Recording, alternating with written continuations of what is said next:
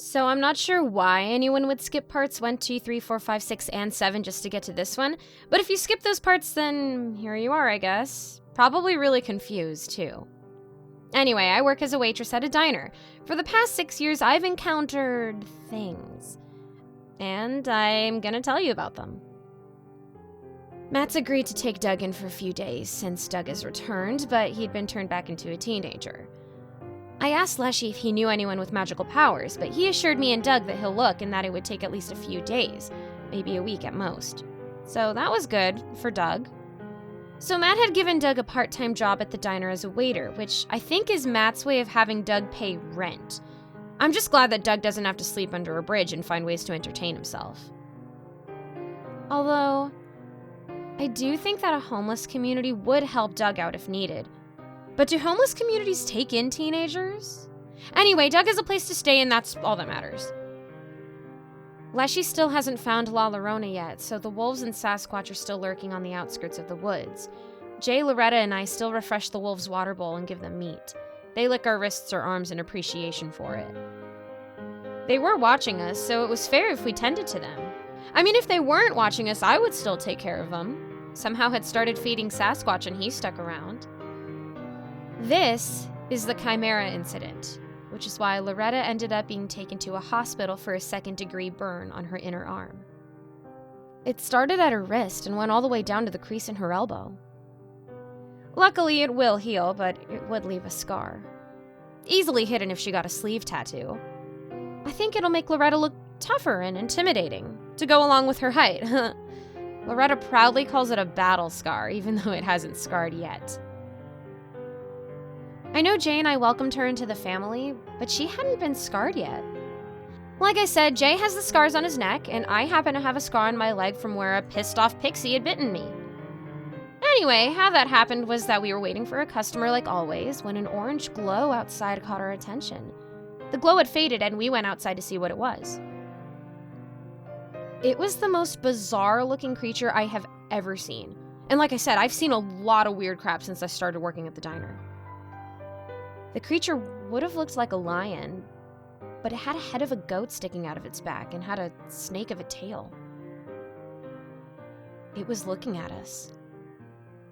It was sitting on its haunches, staring at the three of us. Leshy's watchers were lying side by side on the ground, staring intently at us, probably making sure that the Chimera won't harm us. "What do we do?" asked Jay. "Do we feed it too?" Loretta asked. The Chimera did a roar, sounding exactly like a lion from TV, and we stepped back. "I take that as a yes," I said. I went back inside and grabbed a menu. I went back outside and set the menu down in front of the Chimera. It looked down at it for a moment before looking back at me. I turned the page to the menu and it looked at it again. The Chimera wanted the heart attack. "Is bacon good for lions?" I asked Jay. He shrugged. "It's not really a lion, so it'll be fine." Loretta nodded. "Yeah, it'll be fine." She went back inside the diner to get started.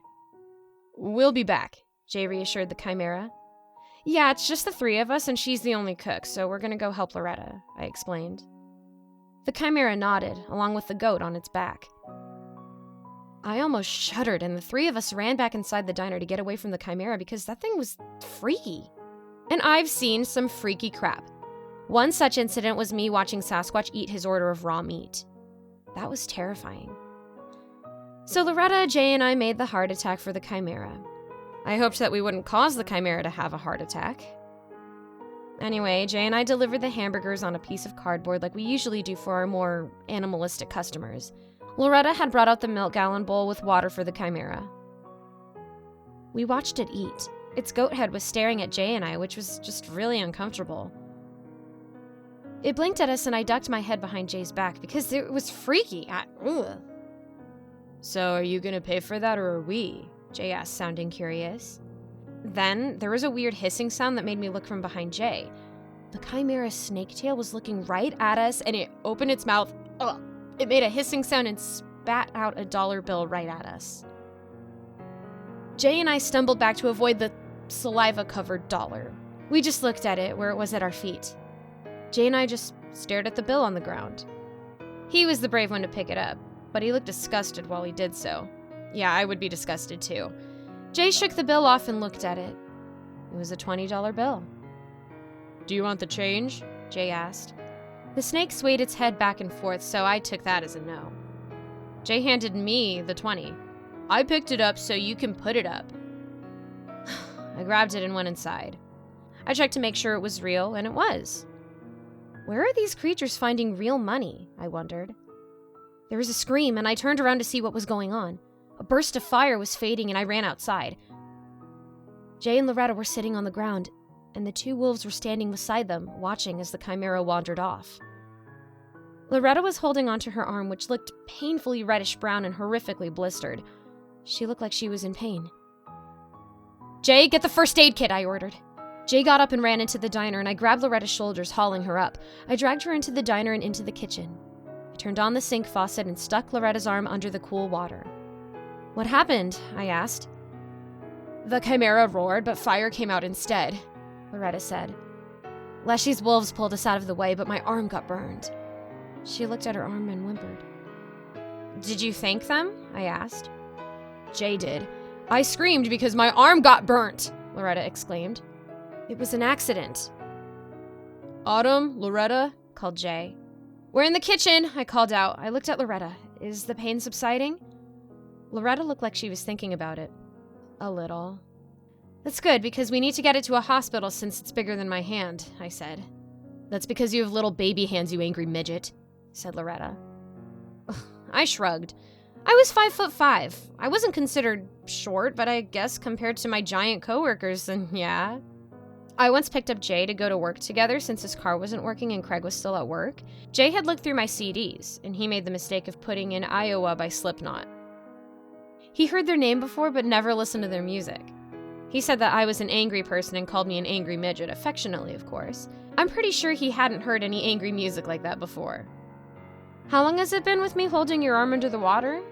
I asked. "Maybe 3 minutes," said Loretta. "2 more minutes," I muttered. After soaking her arm, we went to the dining area. Jay had pulled out some burn pads, gauze, and medical. We put the burn pads on Loretta's arm. I wrapped Loretta's arm with gauze, and Jay taped it. I noticed how Loretta was looking startled. "What is it?" asked Jay. "I just never had so many people care about me," said Loretta. She looked like she was tearing up. "I know my grandparents care about me, but this just feels different." "You're our sister in apron," I said. "Of course we're gonna care about you, you silly giant." We took her to the hospital after closing the diner down. I left a voicemail for Matt detailing what happened on the way there. We also agreed that Loretta had accidentally burned her arm on the stove and that our quick actions was what saved it from turning worse. And when we got there, Jay had to call Craig and Roxana, telling them that Loretta burned her arm on the stove at the diner and that we had to take her to the hospital. Were we overreacting for the both of us being there over a second-degree burn? Probably. But she really did need to get it checked out. Could have been a lot worse, though.